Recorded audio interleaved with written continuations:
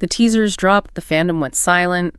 7 identical posts, perfectly synchronized. Just absolute chills watching it happen in real time. Right. In an instant, the entire K-pop world was turned upside down as the biggest group on the planet walked away from the biggest stage in Western music.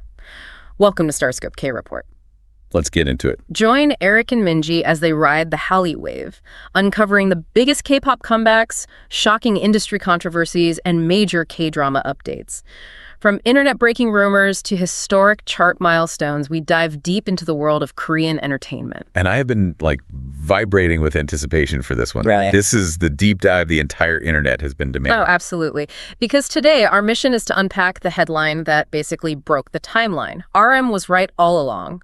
We are breaking down the unprecedented move by BTS to officially boycott the 2027 Grammy Awards. It's just a monumental moment in music history. It really is. We are going to trace the breadcrumbs RM left sitting in plain sight months ago, expose the highly controversial fine print of the Recording Academy's new rules, and, analyze the intense, deeply divisive clash this sparked between international fans and K-nets. Yeah, it is a massive story about artistic sovereignty, sheer institutional panic, and a fandom that finally just decided enough was enough. So let's start with the sequence of events, right? Because the execution here is just wild.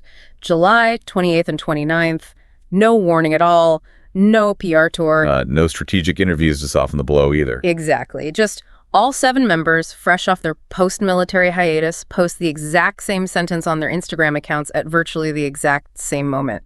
Quote, "We hope that music can be heard and loved for what it is, rather than being divided by region or language." And HYBE immediately dropped a statement confirming complete corporate alignment. Right. Which is crucial, right? Yeah. This was not a rogue social media moment from the McNay line. The artist's vision and the corporate strategy moved in perfect lockstep. Yeah, totally unified. From a fandom perspective, my jaw was literally on the floor. Whether RM is your bias or not, you have to admit this was flawless. There was no groveling for a seat at the table. It was a clean, surgical strike from a position of absolute, undeniable power. Hold on, let me push back on this for a second, because I want to make sure we're getting to the root of why they walked away. If we look at the catalyst back on June 16th, 2026, the Recording Academy announced this new category, Best Asian Pop Music Performance. Right, the trap. Well, see, Western outlets spun this as a huge win for inclusion. On paper, creating a dedicated category sounds like a guarantee that an Asian artist goes home with the trophy.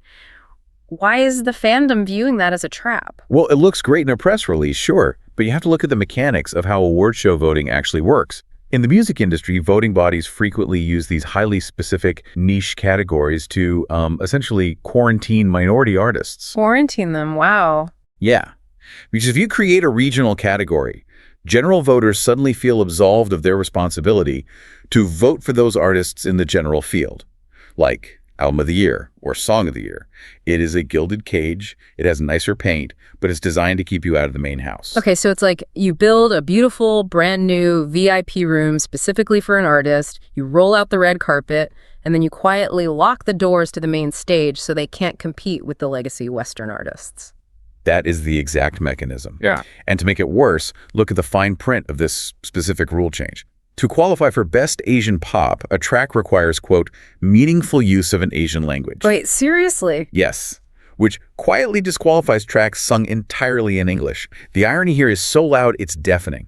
BTS's massive comeback lead single, Swim, is sung mostly in English. Right, which was designed to absolute crush American radio, and it did. It went straight to #1 on the Billboard Hot 100. Exactly. So this rule quietly nudges them out of the main general field into a secondary category, but then bars their biggest hit from even competing there. So the exact track dominating American charts gets barred from the category allegedly built to honor them. That's incredibly frustrating.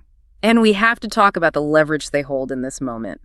BTS didn't walk away from a flop era. Not at all. Their comeback album, Arirang, is a monster hit. They literally just performed an 11-minute halftime set at the FIFA World Cup alongside Madonna and Shakira. That is the largest broadcast audience on Earth. You only flip the table like that when you are sitting at the absolute summit of the mountain. Deciding to walk away when you have the most leverage you've ever had, well, it means you've decided the institution itself is structurally flawed. Right. And, that's not even the wildest part of this comeback. Wait until you hear the hidden warnings RM dropped right in front of us months ago. Oh, the breadcrumbs are fascinating. Yeah, they really are. And hey, if you love staying updated on your favorites, make sure you're subscribed to StarScope K Report. We've got even bigger scoops ahead, and you don't want to miss them. We really need to look at those clues because this wasn't a sudden tantrum. This was a highly calculated exit, and the blueprint was sitting right in plain sight. Okay, so let's rewind the timeline to February 13th. RM sits down for a massive GQ cover story. The interviewer asks him point blank if a Grammy still matters to the group. And he doesn't give the usual PR answer. No, he flat out says, we don't want to be desperately eager for it. The linguistic shift across this entire comeback era is just amazing. If you trace RM's vocabulary over the years, the evolution tells the whole story. Years ago, every interview focused on bridge building, asking to be let into the Western Club. Like back in 2021 when Suga was still openly stating on camera that his ultimate dream was winning a Grammy. Exactly that contrast. But watch the pivot. By 2022, standing in a sold-out stadium in Vegas after another Grammy loss, RM told the crowd that they didn't come for the Grammys, they came for the RMYs. Right, a total shift in focus. Yeah, and by this summer, that old vocabulary of seeking external validation had just vanished. It was entirely replaced by a tone of absolute artistic sovereignty. I want to dig into the why behind that shift. When we look at the history, the receipts are brutal. 5 nominations over the years, 0 wins. Oh, painful. The 2020 snub for Dynamite was the literal spark that birthed the Scammys trending hashtag. But, why does 5 nominations and 0 wins sting so much? Plenty of artists lose. It stings because of how the mechanism of the broadcast operates. Industry insiders have openly admitted what was happening behind the scenes. Rachel Brodsky, a former managing editor for Grammy.com, published this article revealing that the Recording Academy was a massive pain point. Oh, I remember this. She explicitly stated that the Academy actively discouraged her from writing features about BTS because they were considered, quote, Grammy hopefuls, not winners. Wow. So the editorial side is being told to basically ignore them, but the broadcast side has absolutely no problem using their visuals and their fandom for massive social media engagement. Oh, they systematically harvested ratings from the fandom. The Grammys would tease a BTS performance for hours to keep international fans glued to the screen. Right. The 2022 broadcast saw a 9.6 million viewer bump, which analysts widely attributed to fans tuning in just for the group. The Academy extracted those ratings, gave them a polite performance slot, and sent them home empty-handed. It's just a cycle of tease and deny, which makes the fallout from this boycott incredibly revealing. Harvey Mason Jr., the Recording Academy CEO, put out a statement claiming the new Asian pop category was meant to expand, not divide, and expressed his sadness over their decision. Sure it was. But the Recording Academy's actions told a completely different story. On August 2nd, the Grammys quietly scrubbed all BTS live performance videos from their official website. That is such a defensive, panicked reaction. I mean, deleting historical performances from your archive because an artist criticized your voting structure, it just shows how real the power shift actually is. And that panic deletion by the Grammys, well, BTS didn't issue a press release in response. They were already on stage in New Jersey holding a live microphone. Yes. MetLife Stadium. Right. Picture the setting, because the venue itself is almost like a character in this story. It's August 1st, MetLife Stadium, a highly symbolic fortress of American pop music. Over 2 days, 160,000 spectators pack the stadium for the comeback tour. The energy in that stadium was electric. I mean, just the sheer scale of the Hallyu wave crashing into New Jersey. And here's where the fandom completely lost its mind. Oh, tell me about it. RM, live on stage, changes the lyrics to their 9-year-old hit, MIC Drop. He performed it with these new lines. People who curse will keep cursing anyway, and we'll just keep going our own way. We were born in Korea, so they don't really know us. Just absolute chills. That is so powerful. It was a direct, unfiltered response. It was RM standing on one of the biggest stages in the Western world, looking out at a sea of fans and essentially saying, your categories do not define our legacy. And the Army responded instantly. Fans in the pit brought signs that said, there are no outsiders in art, and beyond labels, music belongs to us. But they didn't just hold up signs for the cameras. No, they took action. Exactly.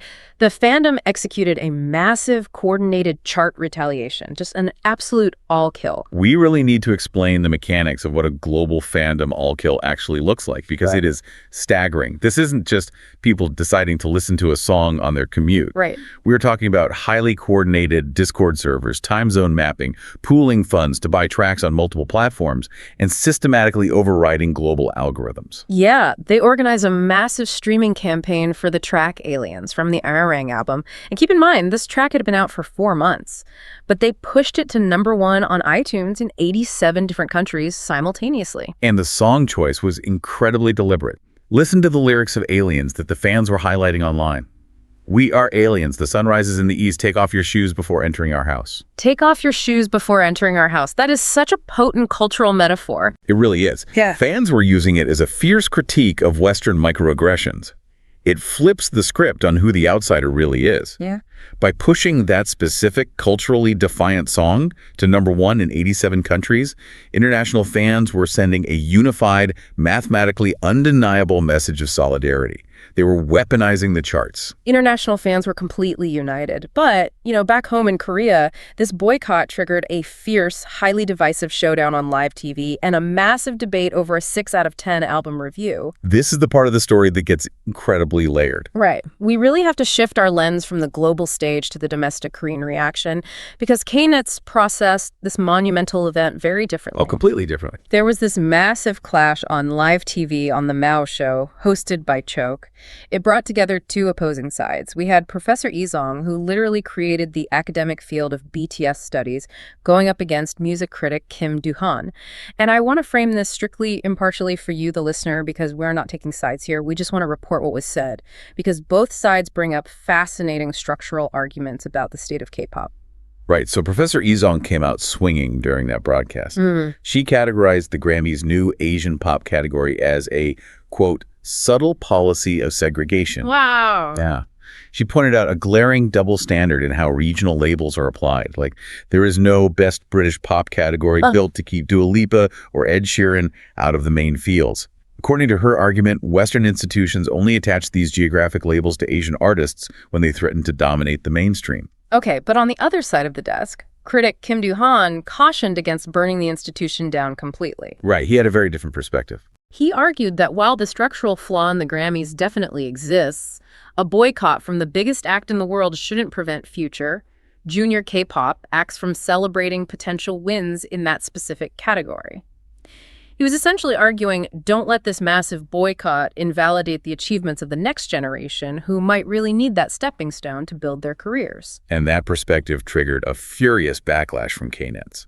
But to understand why the netizens attacked him so intensely, you have to look at the context of his relationship with the group's current era. Months earlier, Kim Do-han gave the highly anticipated Arirang album a heavily critical 6 out of 10 review. Let's dig into the mechanics of that review, because it wasn't just him saying the beats were bad. No, not at all. He called Arirang an album of profound exhaustion. He pointed to tracks like Swim and Into the Sun, saying they reflect a heavy, rap-driven burden. And he used this incredibly chilling cultural analogy. He compared BTS's current reality to the legend of the Emil Bell. It is a profound and very dark metaphor. For those who don't know, the legend of the Emil Bell, or the divine bell of King Sekondiok, says that the massive bronze bell wouldn't ring perfectly until a child was sacrificed into the molten metal. Oh, wow. Yeah. Only after that sacrifice did it produce a clear, beautiful, resonant sound. Critic Kim used this legend to argue that South Korean society is treating BTS as that sacrifice. He argued they are viewed merely as national assets, expected to constantly produce cultural meaning, national prestige, and massive economic value, at the cost of their own personal artistry, mental health, and well-being. Wow. That is an incredibly dark way to look at it. So he's essentially saying the country loves the sound BTS produces, like the tourism and the global prestige, but they are entirely ignoring the human cost it takes to make it. Exactly. I mean, I have to ask you guys listening, objectively, is he highlighting a truth about the immense, almost suffocating pressure they face from the state? Look at their schedule. One day, they are meeting the Mexican president with 50,000 fans gathered outside as unofficial diplomats. But then back home, they face harsh domestic media criticism over the cost and logistical headaches of their massive Gwanghwamun concert. If you're watching this unfold as a fan, you really have to ask yourself, is domestic support rooted in true artistic appreciation or just national pride? That is the exact tension Kim was trying to expose. When the domestic media was attacking them over the concert logistics, the broad public support vanished. But the second a Western institution disrespects them, the entire nation rallies behind them as national heroes. Right. He was challenging the public. Are we actually listening to the music? Are we hearing the exhaustion and the cries for normalcy in their lyrics? Or are we just using them as a billboard for the country? It's an unimaginable burden for 7 guys who originally just wanted to make hip-hop. Navigating that razor-thin line between global superstar and national asset is incredibly complex. And if you want us to keep spilling the KT on these massive industry debates and uncovering the mechanics behind the music, hit that subscribe button. Because the implications of this specific boycott go so far beyond one group or one award show. Which brings us to our final thought for this deep dive. By rejecting the biggest institution in Western music at the absolute peak of their global dominance, BTS has built an exit ramp for the entire industry. They didn't just draw a line in the sand for themselves, they drew it for every rookie group watching from Seoul to Tokyo. Yeah, if we look at the mechanics of the global music industry going forward, this raises an existential question for Western award shows. Did the Grammys just inadvertently give away their last piece of leverage over the global music scene? It is something for you to ponder long after this deep dive ends. If the biggest group in the world proves you don't need the house to dominate the globe, well, will the rest of the industry stop knocking on the door? The teasers dropped. The fandom went silent. And in that silence, they didn't just turn the K-pop world upside down. They might have just rewritten the rules of the entire global music industry. You've been listening to StarScope K-Report, where Eric and Minji bring you the stories shaping K-pop, K-dramas, and the global Hallyu wave. Thanks for tuning in, and don't forget to subscribe for more stories that keep the stars shining.